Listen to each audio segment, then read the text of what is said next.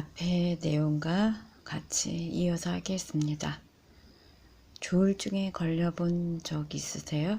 아니, 그런 병에 걸린 가족이라도 집안에 있습니까? 그런 가족이 한 사람이라도 집안에 있다면 어찌 되는지 혹시 알고는 계시는지요?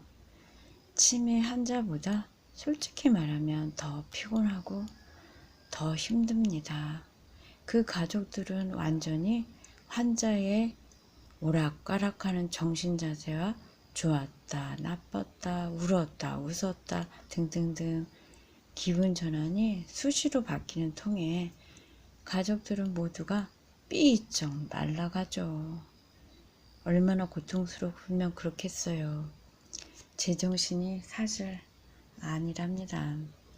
그 조울증 걸린 분은 자신뿐 아니라 가족 전체를 병들게 하는 주범이나 다름없죠. 그런 분이 완벽하게 치유가 됐겠어요? 됐죠. 그동안 얼마나 많은 비용을 들여 병원을 다녔으며 좋다는 것, 유명하다는 곳, 유능하다는 분, 또 안 해본 곳 없을 정도로 살아온 분입니다. 그런 분이 치유를 받았죠. 그런데 그분은 절 만나려고 지구 끝까지라도 따라와서라도 꼭 만나야 한다고 했어요. 나 원참, 제가 한 짓은 하나도 없는데 말이죠. 무엇이 문제였는지, 무엇이 그분의 평생을 괴롭혀온 병을 낫게 했는지를 그분은 모르는 것 같더라고요. 절 만나 무슨 쇼부를 보겠다는 거죠. 그렇게 만나야 한다고 또 저를 괴롭히더라고요. 그리고 저를 힘들게 했죠. 전 그분과의 연락을 안전히 두절시켰습니다. 그런 이유는 있지만 그건 말하지 않겠습니다. 그러면 됐지. 뭘 또 원하는지. 그분이 다시 그 병이 도졌을까요? 아니면 완전히 나았을까요? 그런 생각도 가끔 저는 듭니다. 그분의 마음의 상태에 따라서 상황은 달라질 겁니다. 그 이후로는 제가 여기서 말을 하지 않겠습니다. 어떤 예감이 들기는 하는데 거기서 멈추고, 이런 일이 이뿐만이 아니에요. 너무너무 많습니다. 정말 억수로 이런 사례는 많죠. 지독하도록. 이런 마음이 듭니다. 너의 행실에, 오늘의 행실로 너의 내일이 결정된다. 명심해라. 너가 어찌 살아야 하는지를 기억하라. 너가 이 순간부터 무엇을 해야 하는지를 모르면 내게 물어라. 너에게 너의 물음이 끝나기도 전에 가르쳐 주리라. 영상으로, 너가 보는 것으로, 너가 듣는 것으로 귀에 대고 내가 속삭여 주리라. 의심하지 말고 믿어라. 아니, 그 의문을 그대로 실천해 봐라. 그러면 내가 한 것인 줄 알게 될 거다. 그 내가라는 것은 신을 말합니다. 신이 지금 제게 이렇게 말하네요. 이 모두는 사실입니다. 당신들의 내일은 당신 오늘 행실에 달려있죠. 복을 하늘에 쌓으세요. 좋은 일이 당신 하나로 당신 가족들의 끝까지 모두 전이 됩니다. 불이 일어나듯 번져나가죠. 여기까지가 제가 7월 24일 날 써놨던 글의 내용입니다. 그런데 제가 어제 우연히 이 글을 보게 돼 낭독을 오늘 해드리는 거죠. 어투가 수시로 바뀌죠. 내가라고 했다가 제가라고 했다가 이게 그래요. 문어법과 구어법이 달라서 그렇답니다.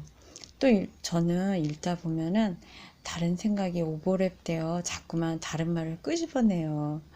그러다 보니까 그 다음 줄거리하고 이게 문맥이 안 맞잖아요. 그러니까 다음 글과 연결이 안 되니까 다시 또 버벅버벅 거리죠. 이게 저의 참입니다. 그런데도 전 수정하지 않고 그냥 막 올려요. 왠지 아세요? 전문가는 그렇게 하지 않으니까요. 저는 비전문가가 이기도 하고 전문가가 되기 위해서 각고의 노력을 하는 중이거든요. 또 이런 필요성도 있고 해서 그냥 막 올립니다. 수정하지 않고. 그래도 또 방송도 이제 그렇지만 이상하게도 좀 저는 어설프고 더듬거리고 실수한 스토리가 더 재밌더라고요. 더 웃기지 않아요? 우리 인생처럼요. 인생은 연습이지 완전한 전문가 수준이 아니잖아요. 연습하기에 이 땅에 왔다고 신이 그랬어요. 저는 그걸 믿어요. 그러니 전 어눌한 것을 자랑하렵니다. 전 저의 부족함을 감추려고 하지 않고 다 세상에 드러낼 각오가 돼 있어요. 이미 예전부터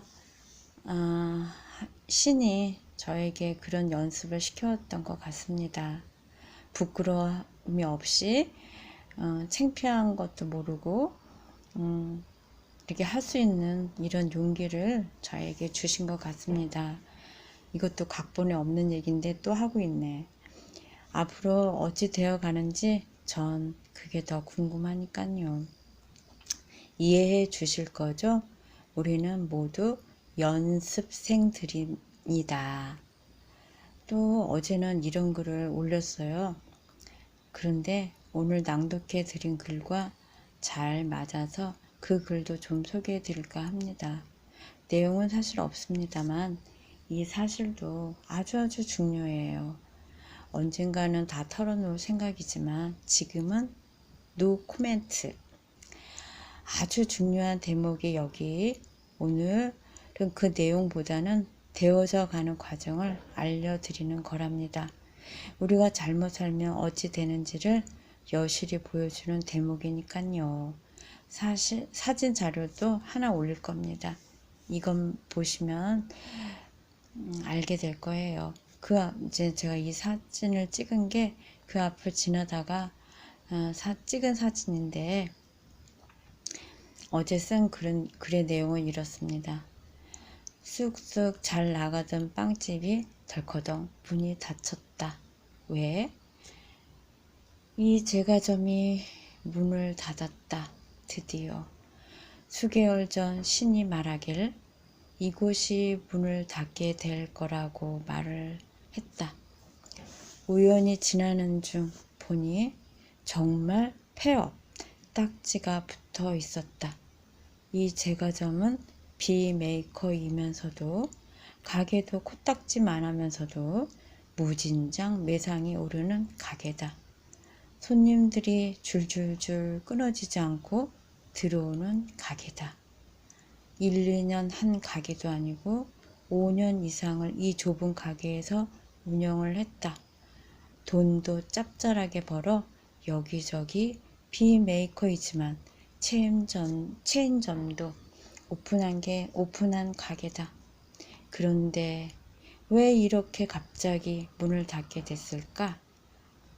그 내용은 속 사정은 잘 모르겠지만 인간 군상들의 양심의 문제가 덜커덩 거리더니 결국 문을 닫은 것이다. 제가 보기에요. 언젠간 그들의 잔혹성을 난 속속들이 풀어낼 것이다. 더 뜸들이고 나서. 이게 어제 제가 쓴 글이에요. 근데 여기에는 아주 많은 사연이 있습니다.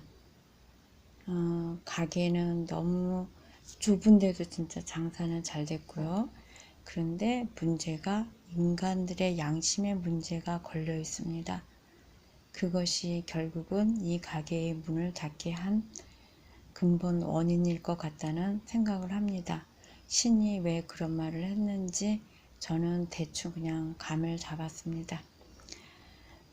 여기까지 쓰고 보니 또 어떤 동물병원 사진도 찍어야겠다는 생각을 하게 됐어요. 그 동물병원에 대해서도 할 말이 저는 아주 많거든요. 그 앞을 지나다 보니 언젠가 한번 그랬죠. 폐업을 했더라고요. 그 이유는 알 수 없지만 그 병원에서 우리 강아지에게 했던 직과도 무관하지 않을 듯해요.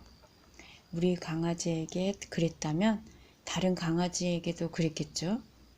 양심이 더럽게 없는 동물병원이었습니다. 동물을 사랑한다기보다는 돈벌이로 생각하는 그 동물병원. 근데 대부분의 동물병원이 그렇습니다. 그런 경우가 허다하기는 합니다만 여기까지 이제 두 번째 영상 올리고요. 이런 얘기를 하기가 그동안은 꺼려져서 사실 그동안 망설였어요. 근데 용기를 내서 좀 올려보려고 합니다. 많이 아주 많이 자랑해야 하니까요. 신이 저에게 이런 경험과 체험을 하게 할 때는 다 이유가 있지 않겠어요? 근데 저는 그거를 내 안에만 꽁꽁꽁 숨겨놓고 있었습니다. 그래야 되겠습니까? 자랑해야 되겠습니까? 자랑을 해야 합니다. 그것은 나를 자랑하는 게 아니라 신을 자랑하기 위해서. 전 아직까지 그런데도 미온적인 태도, 뜨뜻미지근한 태도를 보이고 있어요. 좀 더 적극적으로 저의 체험담을 오픈 확 열어야겠다는 생각도 하게 됩니다. 그렇게 해야 마땅한데도 말입니다. 제가 안 했어요. 몇 년 전에 그랬어요. 누가? 신이. 박근혜 대통령 탄핵 당했을 때였어요. 서둘러라 서둘러라. 그러면서 동물들에 대해서 또 잘못하면 어찌 되는지 기록을 남기도록 했었죠. 선한 사람, 죄 없는 자에 대해서 어떤 끔찍하고 모진 학대와 악랄한 짓들을 해대는지 인간들이 저지른 악행은 참으로 잔혹할 정도입니다. 지금 문재인 정권에 대해서 정치인들에 대해서도 신은 많이 아파합니다. 얼마 전에 그 문제에 대해서 한 말씀을 신이 말했어요. 박근혜 대통령에게 저는 오명과 누명을 벗을 좋은 선례가 될 걸로 문재인 정권이 보여주는 거라고 생각합니다. 그리고 그렇게 좋게 변화되어 갈 거라고 바라보고 생각하고 있습니다. 저도 좀 더 부지런해져서 서둘러서 세상에 제가 겪은 일들을 통해 한 사람이라도 삶을 되돌아볼 수 있는 기회가 주어지기를 하루속히 손꼽아 바라고 기도하고 있습니다. 오늘은 여기까지 할게요. 그리고 앞으로 그런 글을 많이 올리도록 노력해 보겠습니다. 감사합니다.